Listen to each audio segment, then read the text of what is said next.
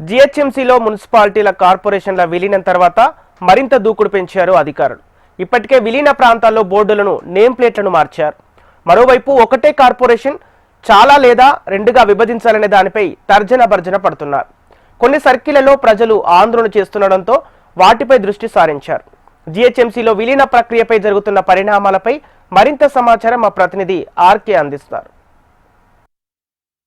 జీహెచ్ఎంసీలో విలీన ప్రక్రియ ఇప్పటికే ముగియడం జరిగింది. ఔటర్ రింగ్ రోడ్ లోపల ఏవైతే ఉన్నాయో ఇటు 20 మున్సిపాలిటీలు 7 కార్పొరేషన్లు వీటన్నింటినీ కూడా ఇప్పటికే గవర్నర్ నుంచి ఆర్డినెన్స్ రావడం జరిగింది. అలాగే ఇటు ప్రభుత్వం కూడా దీనికి సంబంధించి గెజిట్ ని విడుదల చేయడం జరిగింది. దీంతో అతిపెద్ద కార్పొరేషన్ గా కూడా అవతరించడం జరిగింది. ఇటు ముంబై తర్వాత అత్యంత పెద్ద కార్పొరేషన్ గా కూడా అవతరించింది. దీనికి సంబంధించి కూడా మొత్తం ఇప్పటి వరకు కూడా హైదరాబాద్ అంటే జీహెచ్ఎంసీ పరిధి వచ్చి 650 చదరపు కిలోమీటర్లు అయితే ప్రస్తుతం దాని విస్తరణ దాదాపుగా 2400 చదరపు కిలోమీటర్ల నుంచి 2700 చదరపు కిలోమీటర్లకైతే చేరడం జరిగింది.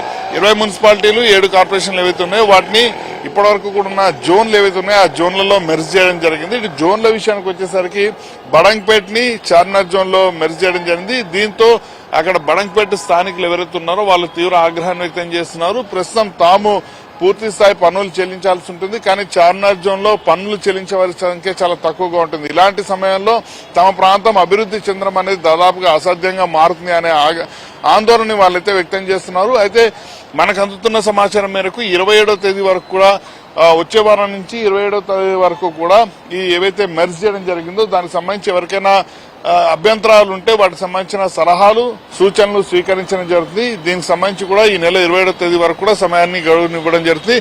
ఆ గడువునిచ్చిన తర్వాత ఎన్ని ఫిర్యాదులు రావడం జరిగింది, ఆ ఫిర్యాదులకు సంబంధించిన పూర్తి వివరాలన్నింటి కూడా కమిషనర్ తీసుకుని వాటిని ప్రభుత్వానికి పంపించడం జరుగుతుంది. అక్కడి నుంచి వచ్చిన అభ్యంతరాలు ఏవైతుంటే వాటి సమస్యకు ఒక పరిష్కారం చూపించే అవకాశం ఉంటుంది. అయితే ఇప్పటి వరకు కూడా మనకి 30 సర్కిల్ ఇప్పుడు జీహెచ్ఎంసీ పరిధి 150 వార్డులు ఉన్నాయి, అలాగే 6 జోన్లు ఉన్నాయి, 30 సర్కిల్ ఉన్నాయి. ఈ 30 సర్కిల్లని సంఖ్యను పెంచబోతున్నారు. అలాగే జోన్ల విషయానికి వస్తే ప్రస్తుతం 6 జోన్లు ఏవైతే ఉన్నాయో వాటిని 10 జోన్లకు పెంచే అవకాశాలు కనిపిస్తున్నాయి. అలాగే సర్కిళ్లు 30 ఉండగా దాన్ని దాదాపుగా 70 నుంచి 80 సర్కిళ్లు కూడా చేసే అవకాశాలు ఉన్నట్టయితే తెలుస్తుంది. అలాగే 150 వార్డులు ఏవైతే ఉన్నాయో ఆ వార్డుల సంఖ్యని 300 వరకు కూడా పెంచే అవకాశం ఉంటుంది. ఇక బడ్జెట్ విషయానికి వచ్చేసరికి వచ్చే నెలలో బడ్జెట్ కి సంబంధించిన ఒక సమావేశము జీహెచ్ఎంసీలో హెడ్ ఆఫీస్ లో జరగాల్సి ఉంటుంది. అయితే దానికి సంబంధించి కూడా పూర్తి అంటే ఫిబ్రవరి 10వ తేదీతో జీహెచ్ఎంసీకి సంబంధించిన పాలక వర్గానికి సంబంధించి చివరి సమావేశం ఈ బడ్జెట్ అవుతుంది. అలాంటి సమయంలో ప్రస్తుతం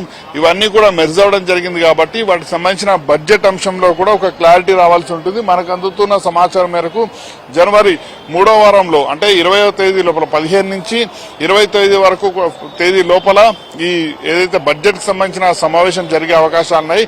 ఈ సమావేశంలో దాదాపుగా 15,000 కోట్ల నుంచి 20,000 కోట్ల రూపాయల భారీ బడ్జెట్ అయితే ప్రవేశపెట్టే అవకాశాలు ఉన్నాయి. ఎప్పుడు కూడా ప్రస్తుతానికి జీహెచ్ఎంసీ బడ్జెట్ అనగానే 7,000 కోట్ల నుంచి 8,000 కోట్ల వరకు మాత్రమే ప్రవేశపెట్టడం జరుగుతుంది. కానీ ఈసారి మొత్తం ఇటు మున్సిపాలిటీలు అటు కార్పొరేషన్లు కూడా విలీనం అవడం జరిగింది కాబట్టి దాదాపుగా 20,000 కోట్ల రూపాయల వరకు కూడా బడ్జెట్ అయితే ప్రవేశపెట్టే అవకాశాలు అయితే ఉన్నాయి. ఎక్కడా కూడా ప్రజలకు ఎవరికీ సమస్య రాకుండా అదే సమయంలో పూర్తి స్థాయిలో ఈ మెర్జ్ అనే ప్రక్రియ పూర్తి స్థాయిలో కంప్లీట్ చేసే విధంగా అయితే అధికారులు అయితే ప్రయత్నాలు చేస్తున్నారు. అయితే 2 కార్పొరేషన్లు అనే అంశం తెర మీదకి వచ్చినప్పటికీ కూడా ఇప్పటి వరకు కూడా అందుతున్న సమాచారం మేరకు కేవలం జీహెచ్ఎంసీ మాత్రమే ఉంటుంది. జీహెచ్ఎంసీ పేరును కూడా మార్చబోతున్నట్టు సమాచారం అయితే అందుతుంది. జీహెచ్ఎంసీ సంబంధించిన ఇప్పటికే పూర్తి అతిపెద్ద కార్పొరేషన్ గా అవతరించింది కాబట్టి దానికి తగ్గట్టుగానే పేరు మార్చాల్సిన అవసరం ఉంది అనేది అయితే అధికారులు భావిస్తున్నారు. కమిషనర్ ఒకరే ఉంటారు. జీహెచ్ఎంసీకి ప్రస్తుతం ఏ విధంగా కమిషనర్ ఆయన ఆధ్వర్యంలోనే పూర్తిగా జోన్లకి ఐఏఎస్ అధికారులను ఏర్పాటు చేసి పాలన మొత్తం కూడా కొనసాగే విధంగా అయితే ఏర్పాటు చేయబోతున్నారు. హెచ్ఎంటీవీ కూడా గ్రౌండ్ లెవెల్లోకి వెళ్లిన సమయంలో అక్కడ ప్రజలు ఒకే అంశాన్ని లేవనెత్తున్నారు. కార్పొరేషన్లకు సంబంధించి ప్రస్తుతం తమ లోకల్ అధికారులకు చెప్పగలుగుతున్నాం, కానీ హెడ్ ఆఫీస్కి ప్రతిసారి వెళ్లాలంటే కుదిరే పని కాదు కాబట్టి ఖచ్చితంగా లోకల్లోనే పూర్తి స్థాయి కార్యకలాపాలు కొనసాగించే విధంగా ఏర్పాటు చేయాలని వారు కోరుతున్నారు. ఏదేమైనా కూడా ఖచ్చితంగా మరొక 15 రోజుల్లో జీహెచ్ఎంసీకి సంబంధించిన విలీన ప్రక్రియ కావచ్చు ఇప్పటికే పూర్తి అవడం జరిగింది. ఎవరికైనా సలహాలు సూచనలు చిన్నపాటి మార్పు చేర్పు చేసే అవకాశాలు అయితే కనిపిస్తున్నాయి. వీడియో జర్నలిస్ట్ రవితో ఆర్కే హెచ్ఎం టీవీ జీహెచ్ఎంసీ ప్రధాన కార్యాలయం నుంచి.